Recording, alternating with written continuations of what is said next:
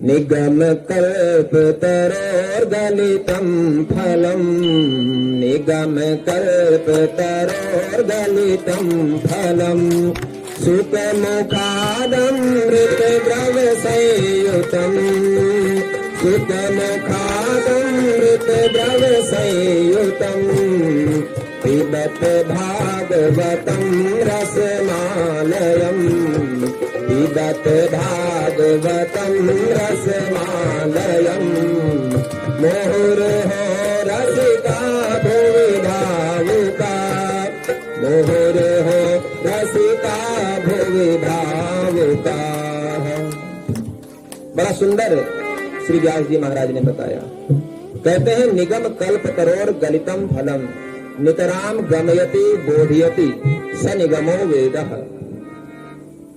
वेदों को ही निगम कहा गया है और निगम रूपी वेद रूपी कल्प वृक्ष का फल पका हुआ फल है श्रीमद् भागवत। अब किसी ने कहा महाराज आपने कहा कि वेद रूपी कल्प वृक्ष का पका हुआ फल है भागवत, तो ये आया कहां से? बोला ये तो श्रीमद् नारायण से प्राप्त हुआ।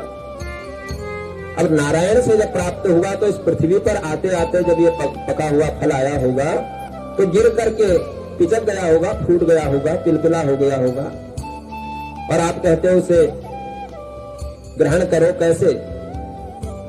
उन्होंने बोला ये जो फल है ये सीधे नारायण रूपी कल्प वृक्ष से वेद रूपी कल्प वृक्ष से नीचे नहीं गिरा। कैसे आया? तो शाखा दर शाखा एक टहनी के बाद दूसरी टहनी पर आता रहा और ऐसे इस भूमि पर आया।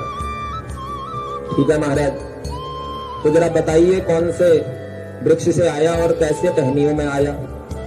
तो बताते हैं नारायण रूपी कल्प वृक्ष से ये भागवत रूपी फल टपका तो ब्रह्मा रूपी शाखा में जाकर अटका। अब ब्रह्मा रूपी शाखा से जाकर टपका तो ब्रह्मा रूपी शाखा से नारद रूपी शाखा में आकर के अटका। नारद रूपी शाखा से जब फल गिरा तो उसके बाद में श्री व्यास रूपी शाखा में ये फल आकर के रुक गया। व्यास रूपी शाखा से फल नीचे को आया तो सुखदेव रूपी शाखा में जाकर के फल रुका। सुखदेव रूपी शाखा से ये फल फिर परीक्षित के माध्यम से सभी सौनक आदि सूद आदि ऋषि मुनियों को प्राप्त हुआ। तो शाखा दर शाखा आया है तो टूटने फूटने का कोई चक्कर नहीं। ये फल बहुत अच्छा है, बिल्कुल भी तिलबिला नहीं है और किसी प्रकार से गला हुआ नहीं है। ठीक है महाराज। तो महाराज एक बात बताओ, ये फल स्वाद में कैसा होगा? मीठा होगा कि खट्टा होगा? बोले बहुत मीठा होगा। क्यों? क्योंकि सुख मुखाद अमृत द्रव संयुतम। सुख कहते हैं तोते को, और तोता जिस फल में चोंच मार दे उस फल में प्रमाण पत्र लगा हुआ है कि वो मीठा होगा। क्योंकि तोता कभी भी खट्टे फल में चोंच नहीं मारता। या ये कहो कि तोता की चोंच लगने से हर फल मीठा ही हो जाता है। तो ये जो भागवत रूपी फल है इसमें तोते की चोंच तो लगी है और तोता भी कोई ऐसा वैसा उड़ने वाला नहीं। सुखदेव रूपी तोता, सुख कहते हैं तोते को, तो सुखदेव रूपी परमहंस तोते के द्वारा यह चखा गया है तो निश्चित रूप से मीठा होगा। खट्टे का डर मन से निकाल दो। ठीक है महाराज, ये फल फूटा भी नहीं है, खराब भी नहीं हुआ है, मीठा भी है। तो आपने कहा पिबत भागवतम, तो इसको पिए कैसे? कैसा स्वरूप है? कौन सा रस इसमें भरा पड़ा है? जैसे आम हम मिक्सी में घोट डाले तो आम का रस निकलता है, तो इसमें कौन सा रस है? तो कहते हैं अमृत द्रव संयुतम। अमृत रूपी रस इसमें भरा हुआ है जो जीव के समस्त पापों को मार देता है और जीव को अभयत्व प्रदान करता है। ऐसा अमृत रूपी रस इसमें भरा पड़ा है, ज्ञान रूपी रस भरा पड़ा है। तो महाराज एक बात मैं सुनना चाहता हूं कि आपने ये कहा कि पिबत भागवतम, भागवत को पियो, लेकिन भागवत तो व्यास जी सुनाएंगे तो हमें तो कान से सुनना पड़ेगा। तो आपने पियो क्यों बोला? तब व्यास जी कहते हैं कि देखो सुनी हुई जो चीज होती है इस कान से सुन करके इस कान से निकल भी सकती है, लेकिन कानों से पियो का क्या मतलब है? इस कान से आपने सुनी तो सीधे हृदय में चली जाए, वही इस रस को पीना है। एक संत थे, वो कहीं से आ रहे थे, उन्होंने देखा कि एक सोने की मूर्ति बनाने वाला कोई मूर्तिकार है। उसने 2 संतों की मूर्तियां रखी हुई हैं, एक में लिखा है 10 रुपया और एक में लिखा है 1 लाख रुपया,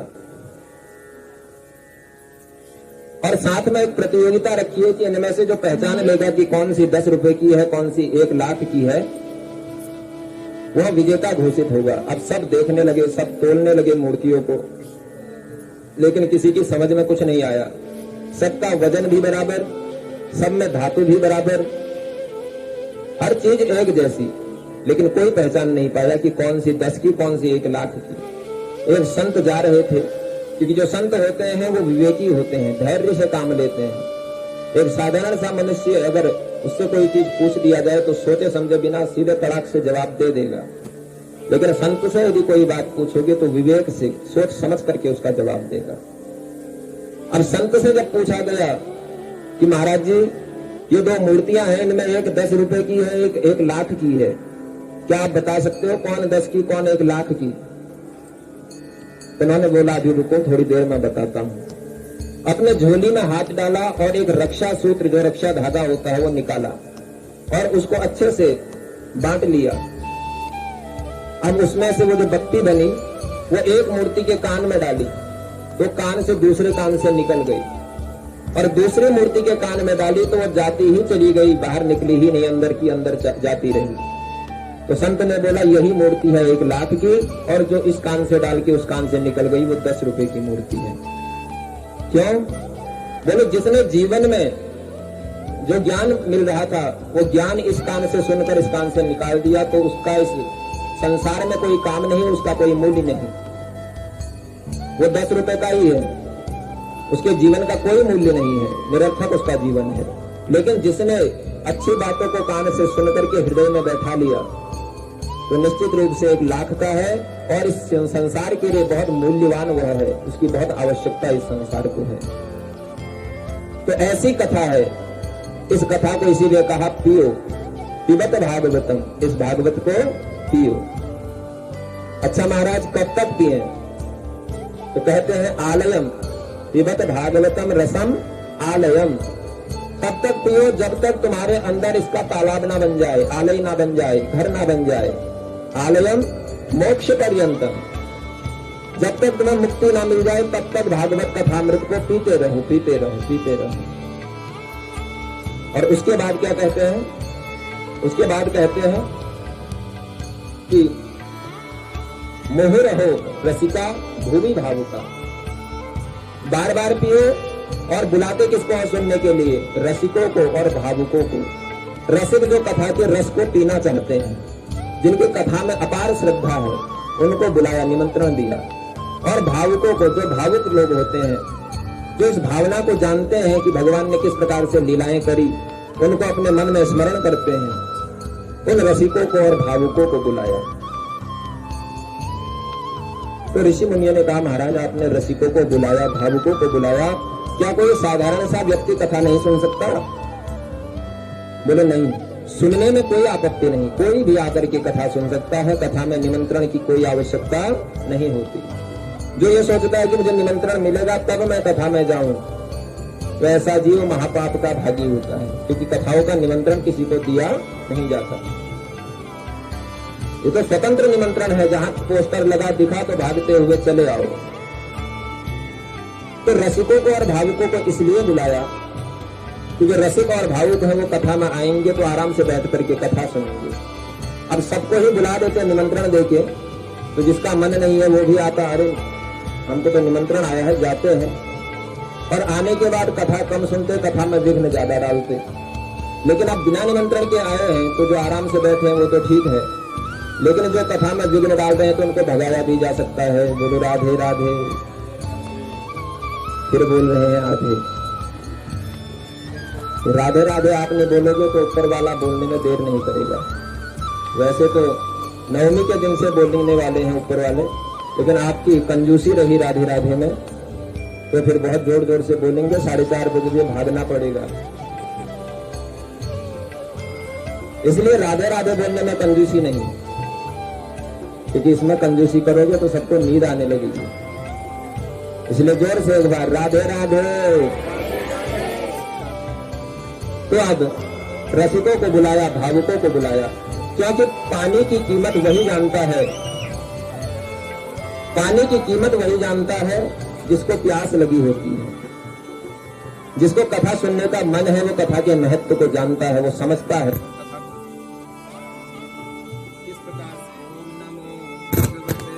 वासुदेवाय ओम नमो भगवते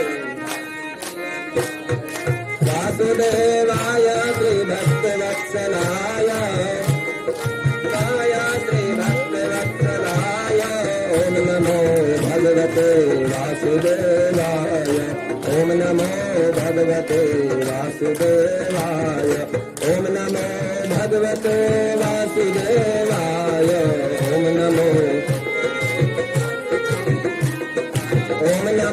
भगवते वासुदेवाय ओम नमो भगवते वासुदेवाय।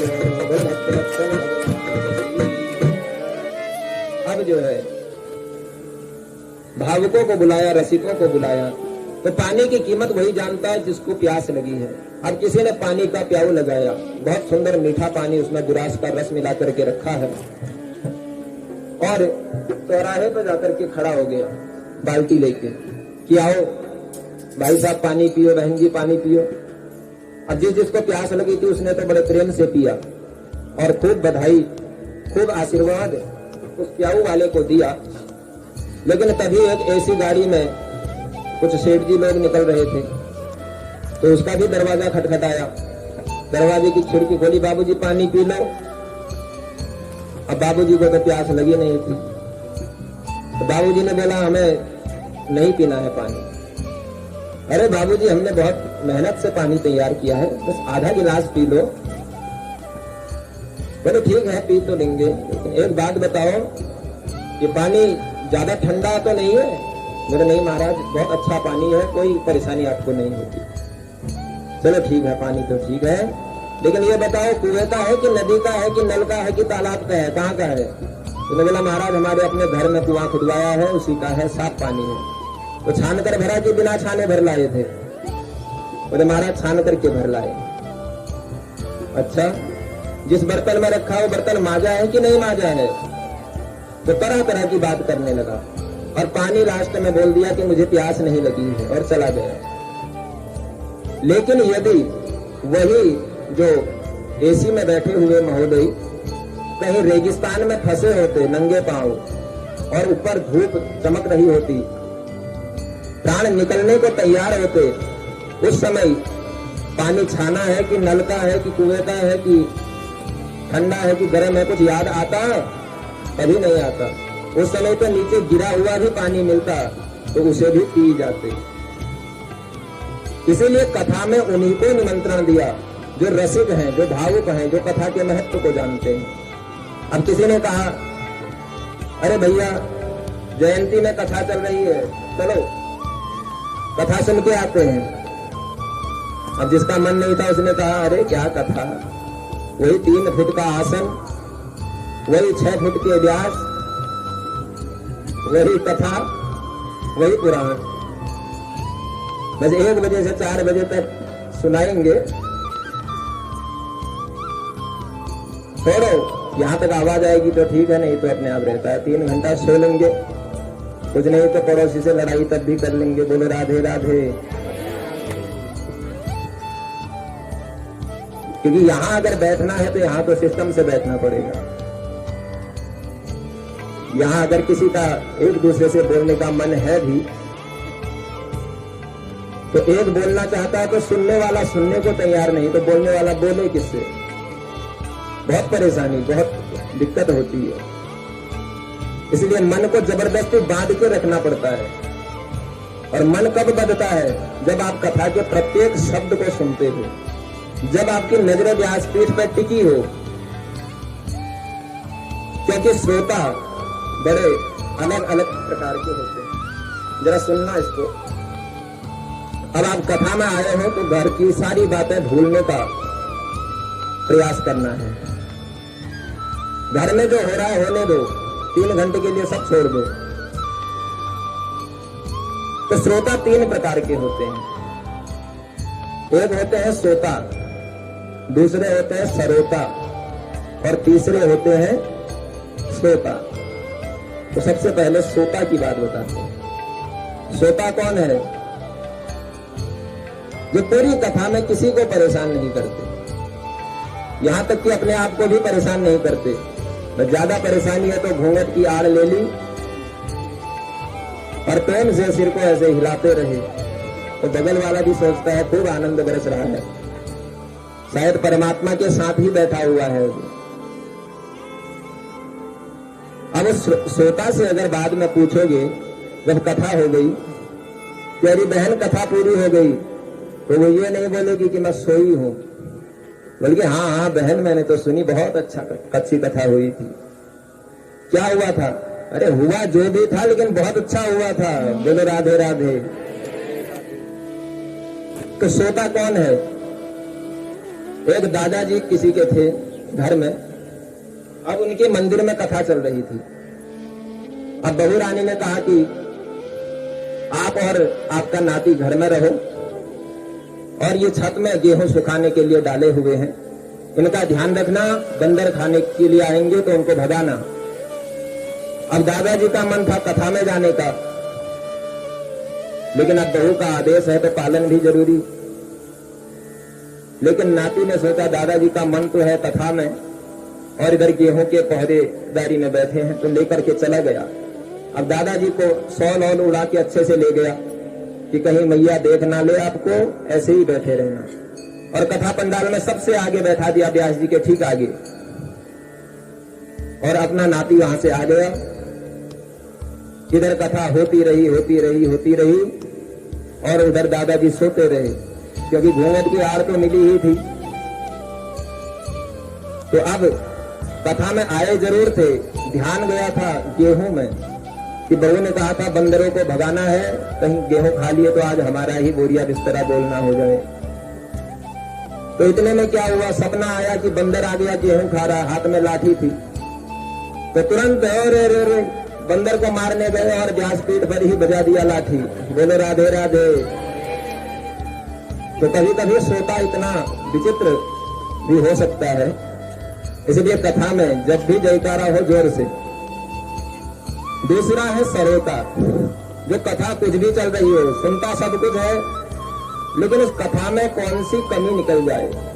सरोता कहते हैं जिसे सुपारी काटी जाती है, और कथा में सरोता कहता है जिससे बात काटी जाती है।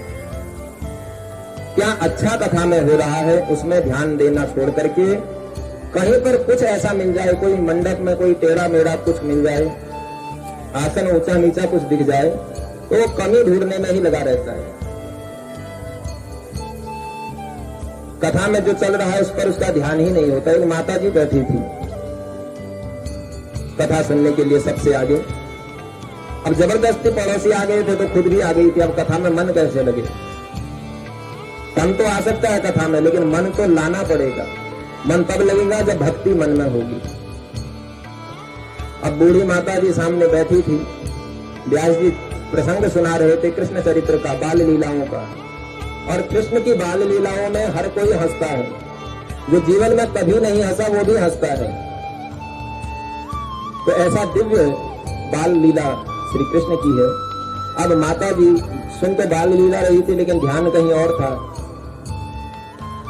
अब माता जी रोने लगी, बूढ़ी थी माता जी बेचारी। अब रोने लगी तो व्यास जी पड़ गए असमंजस में कि मैं तो कृष्ण कथा सुना रहा था, पूरी जनता हंस रही है, खुश हो रही है, ये माता जी क्यों रो रही है? पहले तो कुछ नहीं बोले, लेकिन जब रहा नहीं गया तो फिर माता जी से पूछ लिया, अरे माता जी क्या बात हो गई? कथा में मैंने कोई ऐसी बात तो नहीं कह दी कि आपको बुरी लग गई, आप रो क्यों रही हो? बोली नहीं व्यास जी, मैंने आपकी किसी बात से नहीं रो रही हूँ। तो क्यों रो रही हो? बोले आपकी व्यासपीठ में पुस्तक के ऊपर जो रेशमी वस्त्र बिछा रखा है, बिल्कुल ऐसी ही साड़ी मेरे पति ने मुझे पहले दिन दी थी। इसे देख करके मुझे अपने पति की याद आ गई जो अब इस संसार में नहीं है। तो अब कथा कहीं चल रही है और मन की व्यथा कहीं और चल रही है। तो ऐसे होते हैं श्रोता। लेकिन श्रोता कौन? श्रोता वही जो कान से सुन के हृदय में बैठाए और अपने जीवन में कुछ परिवर्तन ले आए, वही सच्चा श्रोता। और यदि एक कथा में 1000 लोगों ने कथा सुनी, उन 1000 में से किसी एक में परिवर्तन आ गया तो वो कथा सफल मानी जाती है। तो इसलिए कोशिश करनी है कि कोई एक सुधरे, सब सोचो कि मैं सुधरूंगा, मैं अपने में परिवर्तन करूं, तो देखते ही देखते पूरा समाज सुधर जाएगा। बोलो राधे राधे। अब कुछ ऐसे होते हैं जो कहते हैं कि कथा तो सुनी थी, पिछली बार भी भागवत थी, इस बार भी भागवत है, तो छोड़ो अब नहीं सुनना। अब उनसे कहा जाए कि कल भी तुमने दाल भात खाया था, आज भी खा रहे, छोड़ दो, बहुत खा लिया, अब 1 महीना सब छोड़ दो, फिर जब स्वाद बदल जाएगा फिर खा लेना। तो क्या ऐसा संभव है? क्योंकि जीवन की डोर उससे जुड़ी है। लेकिन जिस दिन अपने जीवन की डोर परमात्मा से जोड़ लोगे, उस दिन बिना कथा के भी आप रह नहीं पाओगे, और वही दिन होगा आपका और परमात्मा का साक्षात्कार होने का। तुलसीदास जी कहते हैं, रामचरित जय सुनत अधाही, रामचरित जय सुनत रामचरित जय सुनत अधारी, रामचरित जय सुनत अधारी, रस विशेष जाना तिन नाही, रस विशेष जाना तिन नाही, रामचरित जय सुनत अधारी, रामचरित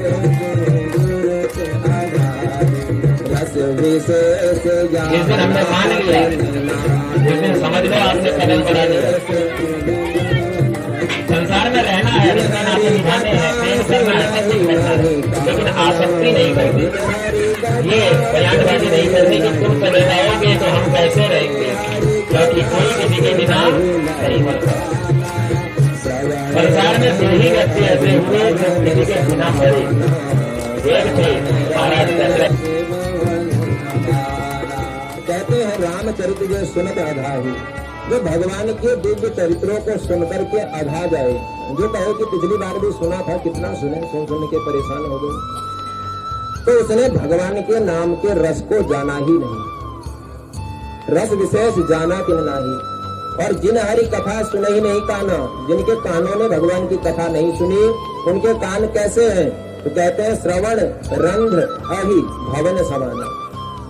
उनके कान तो ऐसे हैं जैसे चूहे का बिल, जैसे सांप का बिल, बस गड्ढे के समान है, जिनमें केवल बुरी बातें ही घुस सकती है। और इस बार भगवान से बहुत बड़ी गलती हो गई उन्हें कान देकर। अगले बार तो जहां हुए 25 तो मशीन हो गई खराब, फिर कुछ सुनाई देने वाला नहीं है। तो आंखों से देखना है, भगवान ने ज्योति दी है आंखों में, तो कुछ अच्छा देखो, तब अगले जन्म का रिजर्वेशन पक्का होगा कि देखने को मिलेगा। नहीं तो संसार में कितने लोग पड़े हुए हैं जिन्हें दिखाई नहीं देता, उनमें अगला टिकट हमारा भी हो सकता है। तो जिसका पूरा शरीर स्वस्थ है, उसको अपने प्रत्येक शरीर के प्रत्येक अंग से कुछ ऐसा कर्म करना चाहिए जो समाज के कल्याण का कारक बन जाए। यदि नहीं कर सकता तो फिर वो सब अगले जन्म में जो है धीरे धीरे धीरे धीरे लोप हो जाएंगे, कटते चले जाएंगे। उसके बाद फिर रोते रहना है। इसलिए जब तक है तब तक धर्म कर्म करना परम आवश्यक है। इसलिए रसिकों को बुलाया, भावुकों को बुलाया,